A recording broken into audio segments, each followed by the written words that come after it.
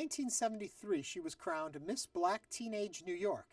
At 19, she was named one of the top 10 college women in America by Deena Jones in the original Broadway production of Dreamgirls that she finally arrived. Hollywood was next. On TV, she joined the cast of It's a Living and Designing Women.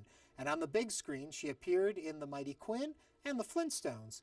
But most would probably recognize her from her 5-year stint as Brandy's stepmom on the hit TV show Moesha.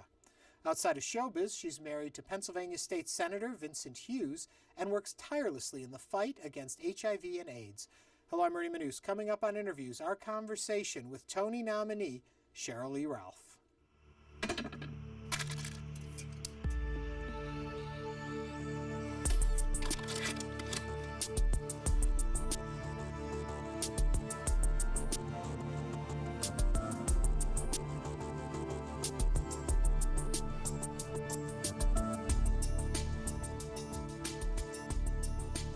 When did you know this was the life you wanted? Oh, you know, I don't know if I ever really knew it, but my mother says she knew it when I was born, because when I was born, they say I came out laughing, and the doctor said, well, this is a live one, so maybe they knew right off. But I actually thought I was going to be a doctor or a lawyer, because I come from that West Indian background, you know, with a mother that said, be a doctor, be a lawyer, and if you cannot do that, then marry one. So I thought that was going to be the life for me. I hear there was a little trouble with cadavers for you, though. Oh, yeah. It was absolutely the cadavers. There I was, a freshman at Rutgers University, organic chemistry, and they sat before me a hare, H-A-R-E, and gave me my scalpel in the, you know, its beautiful little container. And I was like, oh, no. Oh, no. I gave that scalpel back to that teacher, and I said, this is the first and last you will ever see of me.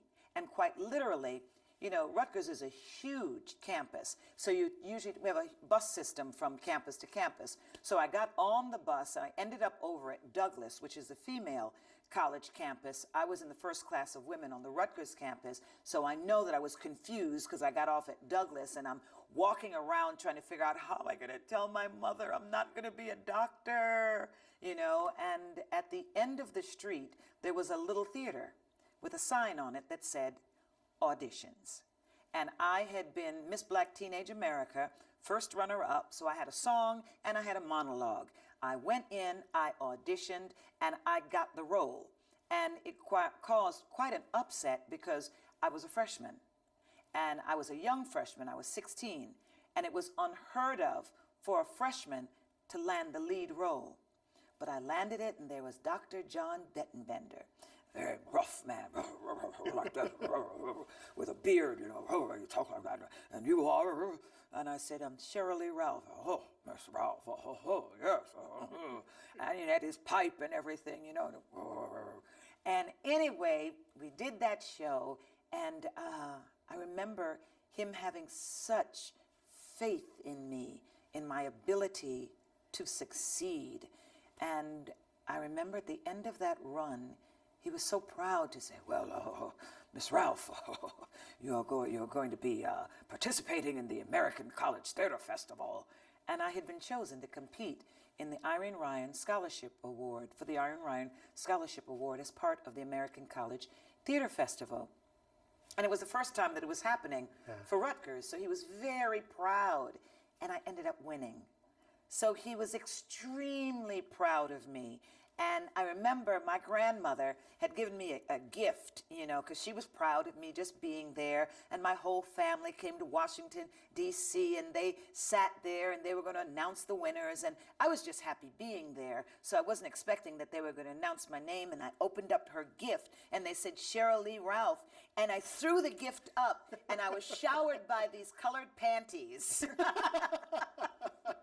So was there any training then before that, or was it just luck and talent? It was really, I believe, community. You know, I'm definitely one of those kids that participated in theater in high school. The little theater groups are in the community. You know, Girl Scouts, the Girls Club, you know, the YWCA, all of the recreation club, anything that had to do with speaking, you know, anything that had to do with acting, singing, you know, just performing, dance club, you know, Miss Johnson was my tap teacher, you know, my dad was the minister of music at church. So I was always involved in the arts because I was an artistic child, but I thought that I was going to be a doctor or a lawyer because I come from that family. You're supposed to be important. You're supposed to make people proud. Did your family ever look down on going that route as opposed to the lawyer-doctor route? Listen, when I walked out of my organic chemistry, I realized I wasn't going to be a doctor. But when I sat through constitutional law, and the woman was a very severe-looking teacher. I can see her to this day with her hair pulled back in the bun, with those glasses, with that buttoned-up shirt and that dark little button-up cardigan, you know? And her voice, she droned on, and it sounded like nails going down a chalkboard. And I was just like, I've got to get out of here. And I remember thinking, what am I going to tell my mother? I'm not going to be a doctor. I'm not going to be a lawyer. And I told her that I just wasn't going to do this. I was pursuing theater arts. I was going to be an actress. And my mother said, an actress? You are going to spend your life being a fake and a phony, hanging around all sorts of strange people. You are not there on scholarship. We have worked very hard. This is all of our money, and you are going to waste it. And I realized she was just going to have to be upset. Yeah. But I got a phone call from my dad who said, you know what? It's your life. You're going to have to live it. And at the end of it, you're going to have to figure out how well you've lived it or not. So if you don't want to be a doctor, you don't want to be a lawyer, then you need to figure out what you need to do for Sheryl.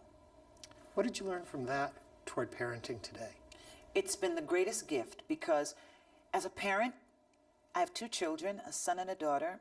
My son is in school in Texas, and I realized that I had to give my children the same gift that my father gave me, and that was the ability to pursue my dream.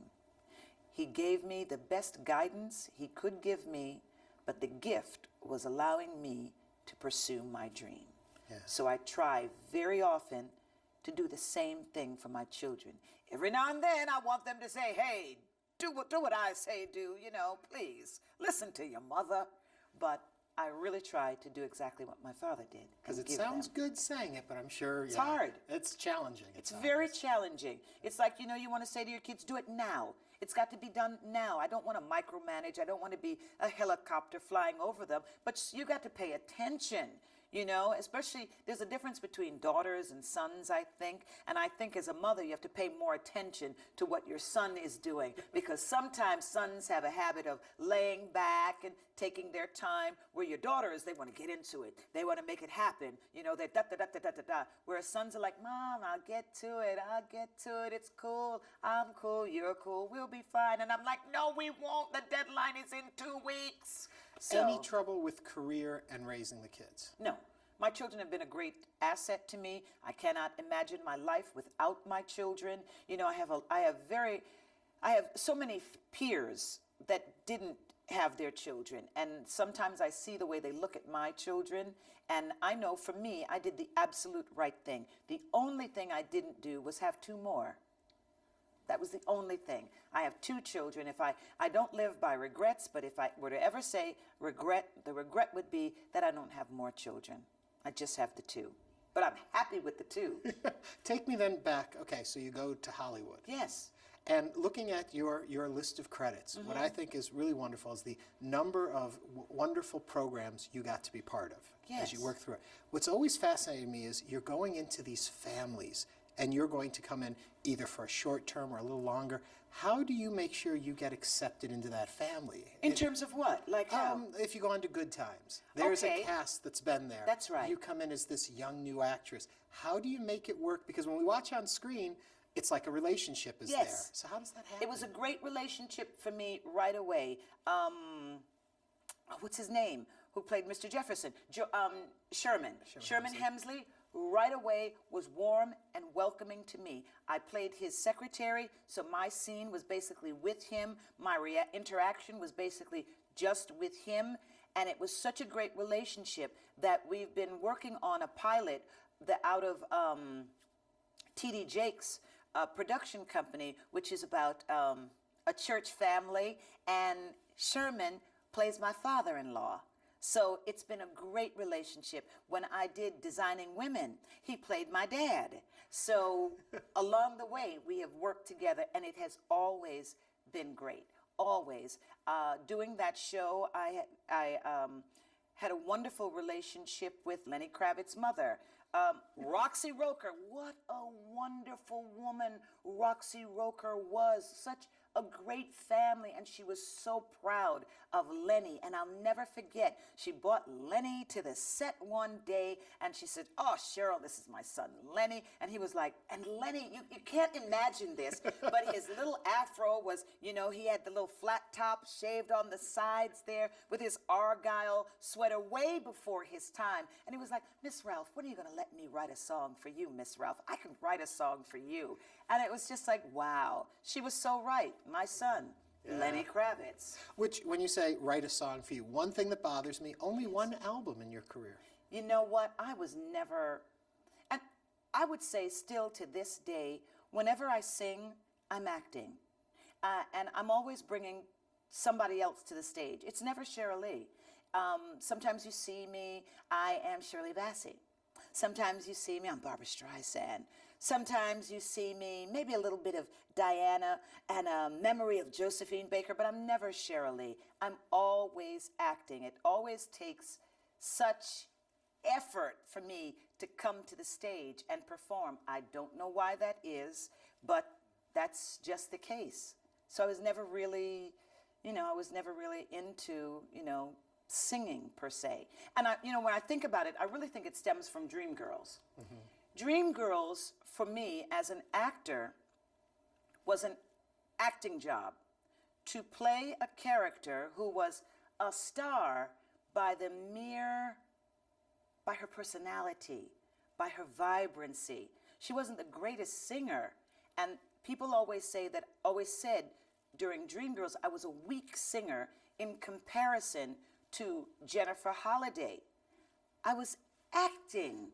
Right. I was acting, so it was always a thing that people always had a preconception of Sheryl Lee, which really got stuck in my head because they would say weak singer in comparison to Jennifer. And it was just like, no, she sings the way she sings. I sing the way I sing. So I'd have to leave the show in order to perform as a singer. Then when I would perform, people would say, but you didn't sound like that on stage, because I was acting. Right. And then... Because the whole point is if the Deena Jones character is a amazing singer, then the tension isn't there in the plot. Exactly. So when the movie came out and both of them were incredible singers, it's like you're missing the whole point of the dynamic that goes between Deena and Effie. Deena is a great personality, a great beauty. Effie is not the great beauty. She is not the great personality, but she is an incredible talent. It is a period piece. Something that people never got was that there was a time in recording where artists, if they couldn't be seen on the cover of the album, they could only be heard.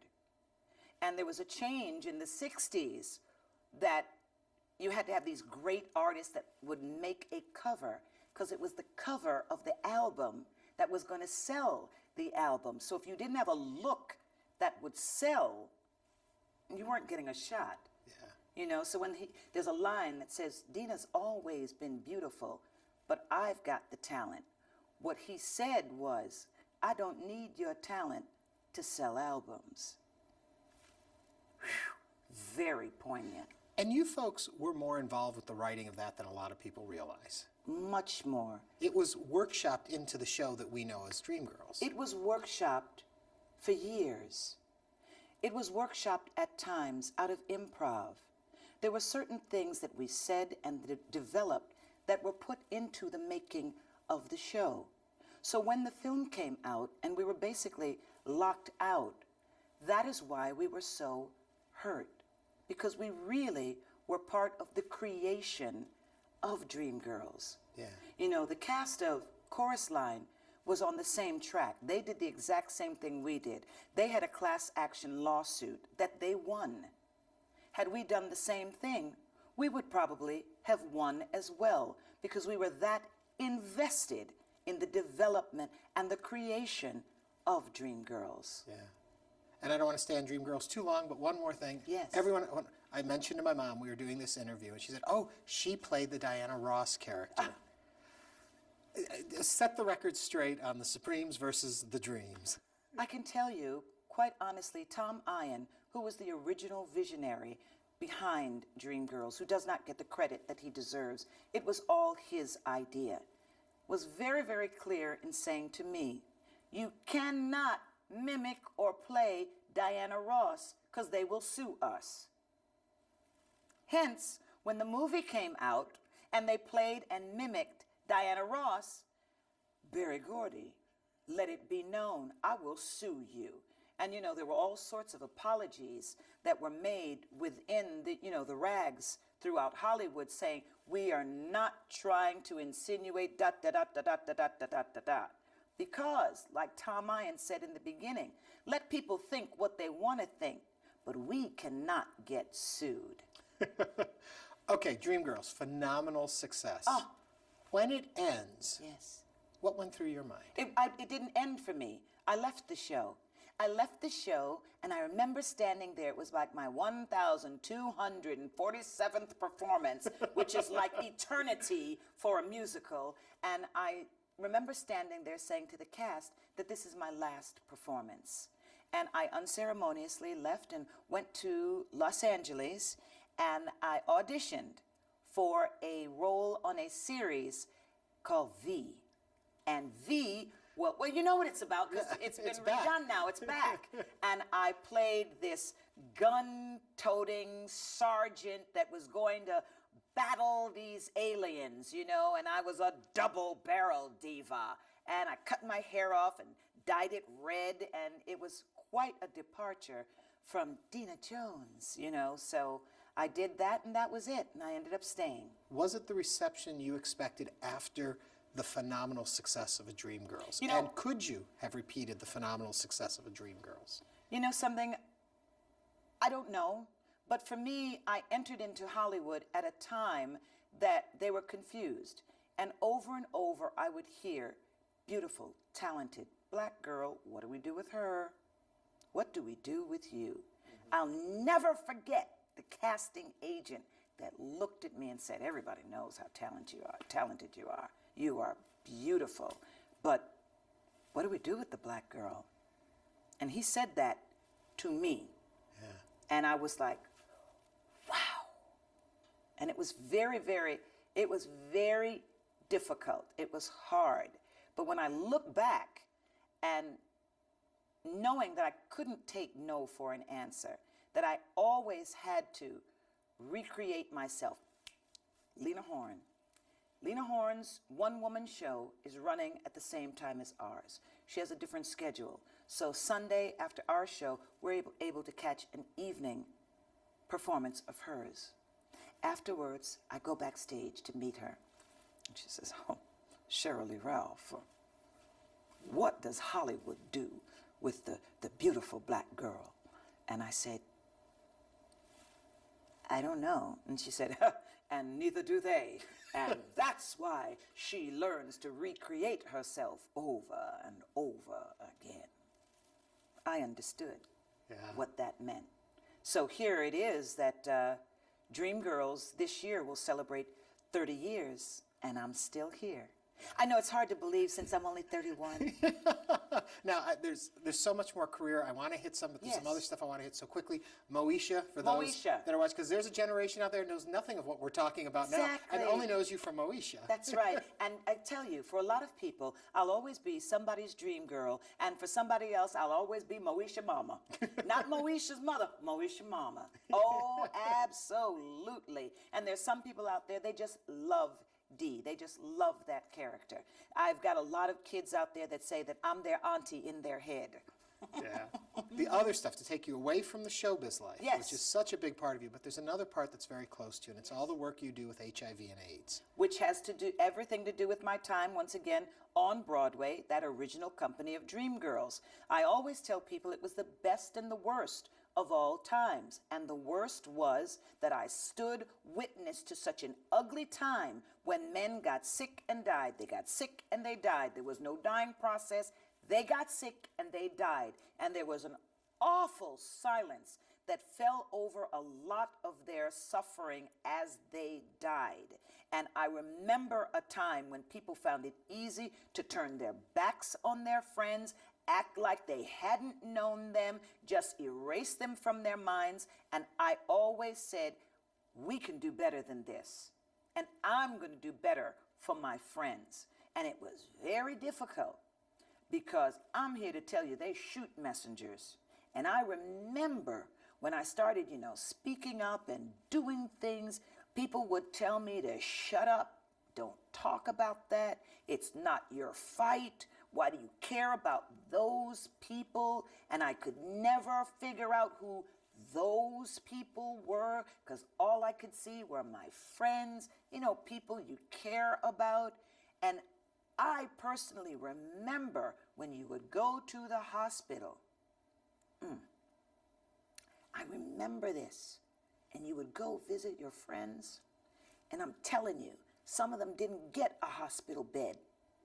Some of them got a gurney, and they were pushed out in the hallway. Some of them had those signs on their bed, and it said, "Do not touch." I remember this. So now this year, Dreamgirls turns 30, AIDS turns 30. I remember that June when we were working, and you got that flash with these 5 guys that had died in San Francisco, and folks didn't know what, and folks wanted to keep on dancing like something wasn't happening. Alarms went off in my head. And immediately, what I saw that first and second year wasn't just gay white men. I saw a whole lot of black men, and I saw 1 or 2 women. So it was never about those people, because I saw a whole lot of folks.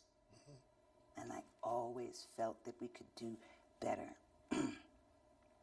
Look, anytime somebody can help you with your wig, weave, weft, and wardrobe problem, they deserve to be remembered. So maybe I remember that. I remember Tom Ian. And I remember Tom had such a great love for me. And Tom gave me the gift of Deena and Dreamgirls. I remember so many artists that, we've just missed out on a whole generation of great talent. Michael Peters. People forget Michael Peters created all of that early choreography for Michael Jackson. Thriller and all Dreamgirls, that was all Michael Peters. Michael Bennett, my God, he was a difficult man. But, an incredible talent, so many of them that we just lost. And, I said, what can I do to make people remember this time? So I created Diva. And I said, but Diva's going to be in a good sense. We're going to be divinely inspired and very AIDS aware. We're going to be divas. We're going to be divinely inspired, victoriously anointed singers. And we're going to raise awareness and fight the good fight against AIDS. And so I remember those women that came on board and at, that first year and said, I'm going to help you with this, because we had all lost somebody. We all understood what this fight was. And so this year, it'll be our 21st year, and we will be the longest consecutive running musical AIDS fundraiser in the country. We've never missed a year, and the women continue to come out every year to raise their voices in song and commitment against HIV. In the very brief amount of time we have left, does it still shock you that you're still having to fight the fight against AIDS and HIV? God, yes. If someone had told me 21 years ago that we'd still be doing Divas, I would have said, no, we'll have a cure, we'll have a vaccine. It'll be Divas simply singing for Ebola.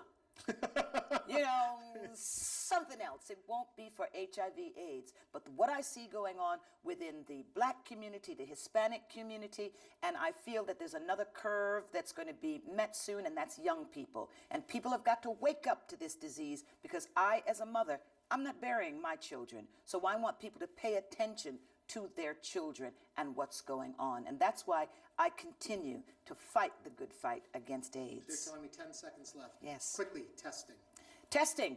Please visit testtogether.org. It's important that people know their status. Go to the website, put in your zip code. Places will come up across the country where you can go and get tested for free. Testtogether.org. Then you can meet my husband on the site, too. Okay, we didn't even get to talk about him. Oh, he's we are wonderful. out of time. Thank you so much for being a dream girl on so many different levels. Thank you. A pleasure. Sheryl Lee Ralph. Thank you.